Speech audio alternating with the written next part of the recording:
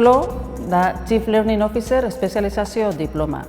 Espezializazio diploma hau Mondragon Unibertsitateak Teamlabsekin batera elkarlanean diseinatu eta martxan jarri du.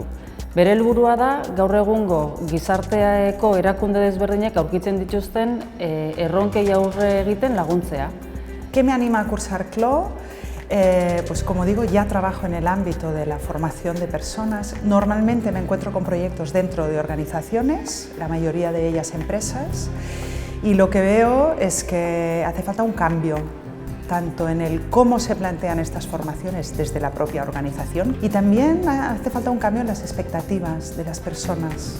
Cuando vi la descripción de lo que era CLO, dije, ahí va, yo esa es a la que me quiero dedicar. Siempre en mi trabajo como ingeniero, pues siempre me ha gustado aprender otras áreas, no solamente la parte de ingeniería. Me fascina mucho cómo funciona la mente y cómo puedes aprender mejor. Para mí, tanto Mondragon como Teamlab son unos referentes en cuanto a innovación en temas de aprendizajes y mi objetivo es, digamos, diseñar experiencias de aprendizajes para que generen un cambio en la forma de trabajar dentro de las compañías.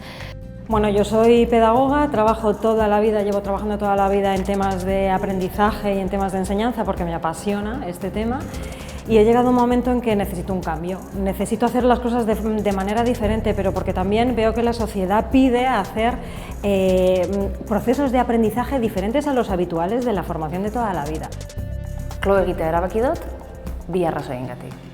Batetik, uste dutelako CLOk emango duzgula erraminta eta ezagutza berriak pertsonen garapenean eragiteko, eta beste alde batetik, erabiliko dien metodologiak izango dielako oso dinamikoak, oso praktikoak, eta uste dut bertan ikasten dula, ekarri ahal izango dula bakoitzak bere erakundera aplikatu ahal izateko eguneroko dinamikan.